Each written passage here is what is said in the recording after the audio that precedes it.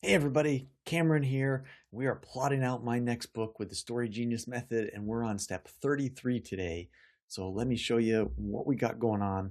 Step 33 is about secondary character bios. Um, so here's what the book says. Create a bio for every secondary character you've identified thus far, just as Jenny did for Tony. That's the example. Take a look at each one and see if there's anything that leaps out as scene potential.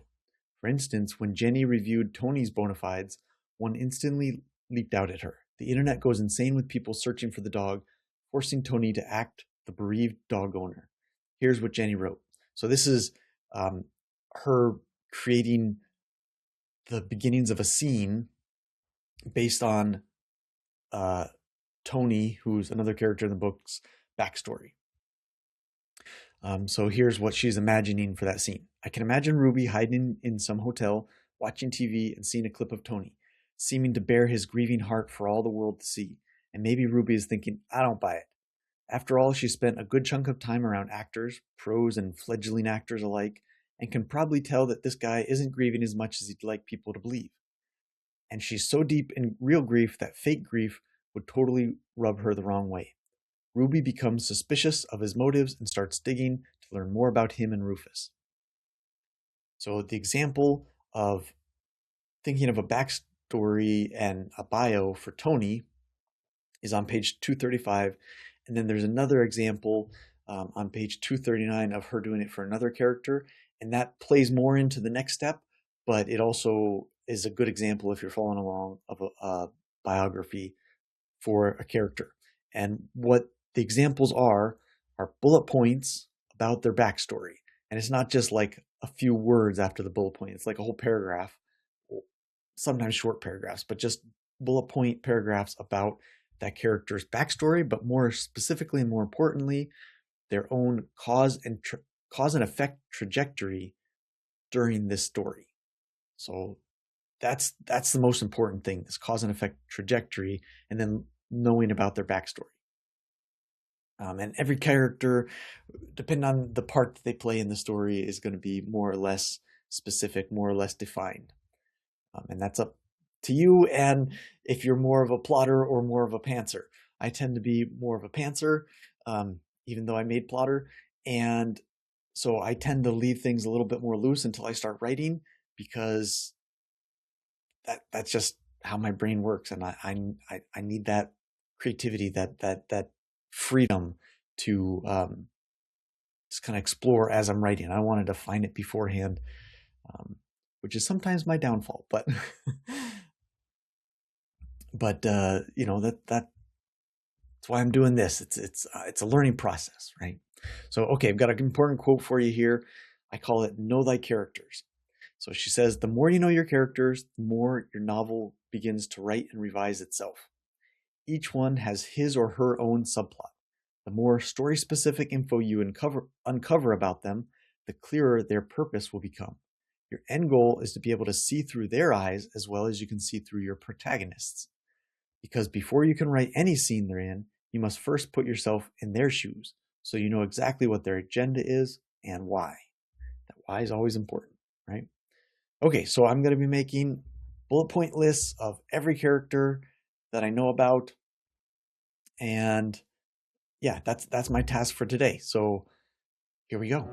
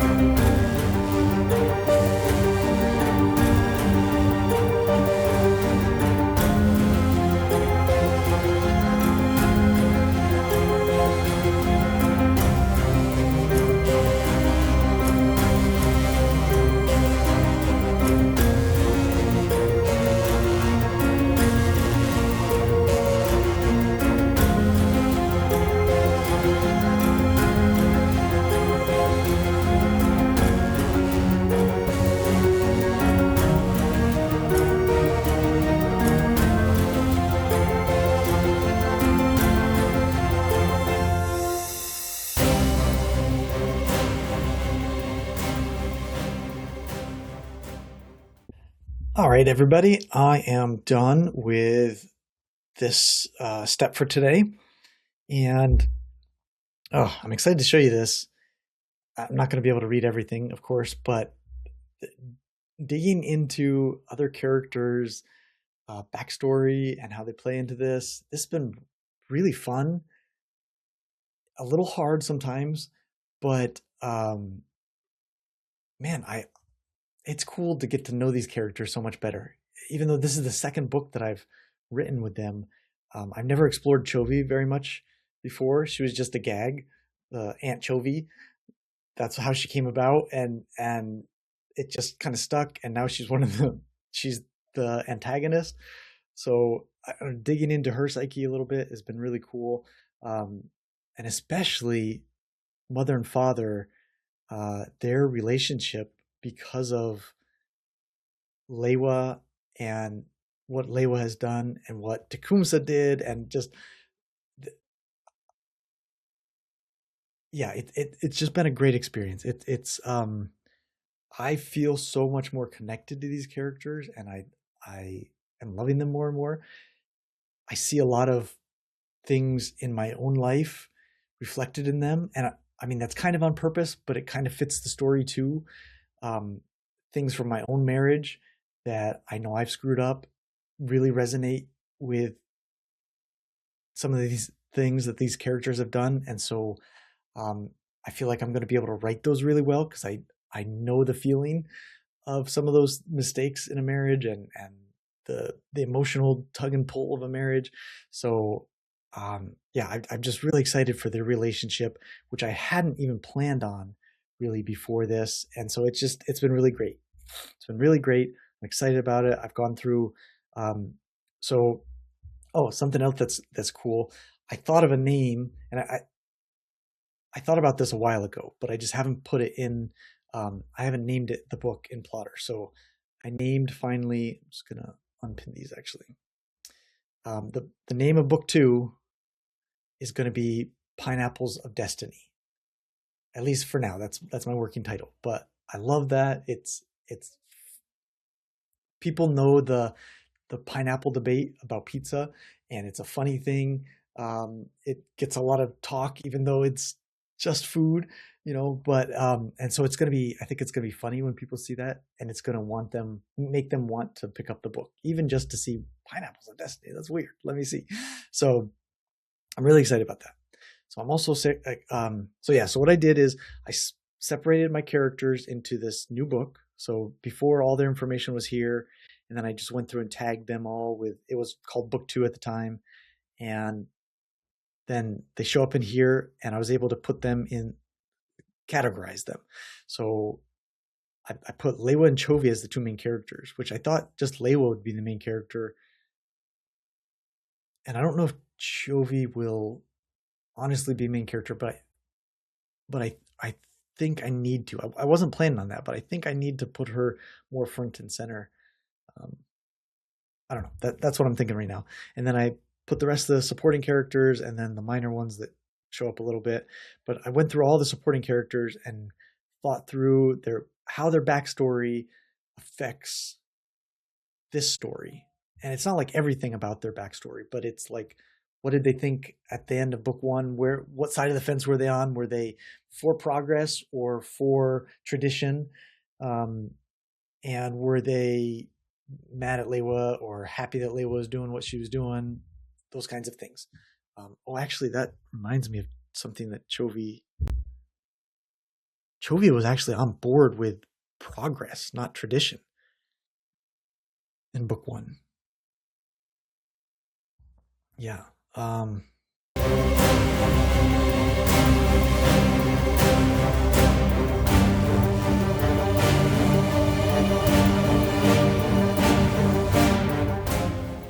Yes, I'm using the M dash. Okay, yeah, that's an important distinction. I forgot about that from book 1. She was on the side of progress. I don't know if that plays into what I said here, so I'm going to have to review that. Maybe she's had some sort of change of heart when she saw what Lewa did, or what it caused in the village, something like that. But yeah, so we've got that. I actually didn't go through Edsilla. I was debating between minor and supporting for her. I think she's going to just be a minor character. But I left her up here because I thought that there was a chance. Maybe I could work her because she's just a young kid, but she's she's growing up. I can at least say that. Um,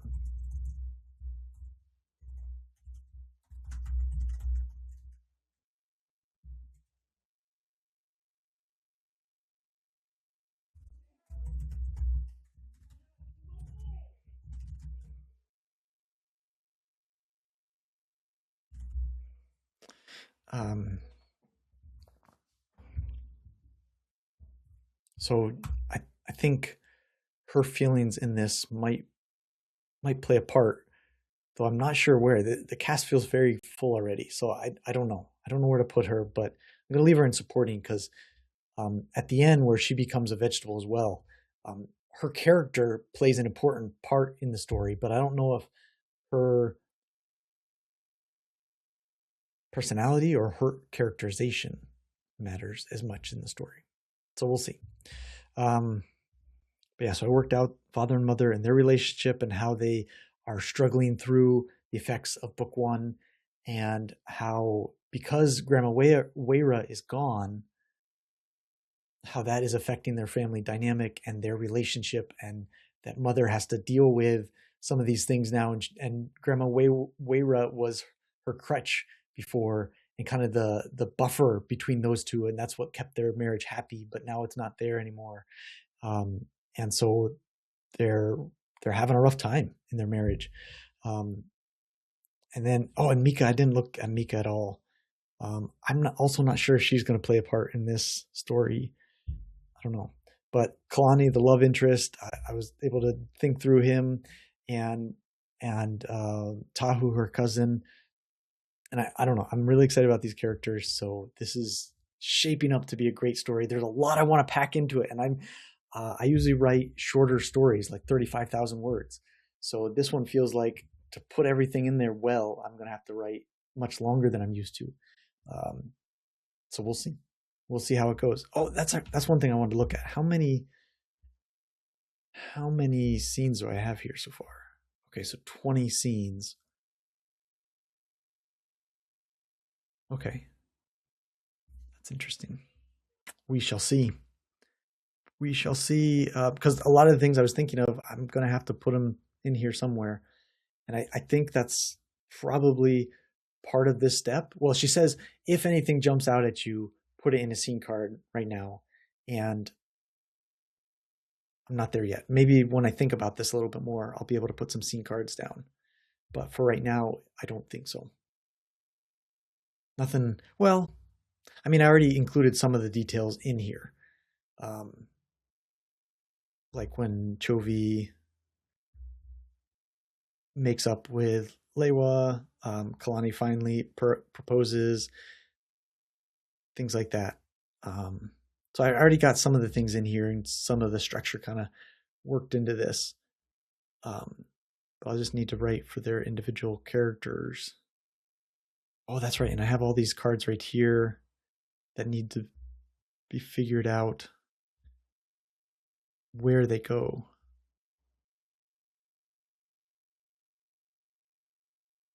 Yep. So still lots of work. Like I said earlier, I like to keep things a little more loose so that I have the freedom while I'm writing, um, which you may be surprised about, because I made Plottr a very hardcore plotting tool. Um, but that's just my process for now. Is always changing, right? But yeah. Anyway, so what I'm trying to say is I don't necessarily need this to be all set in stone before I start writing.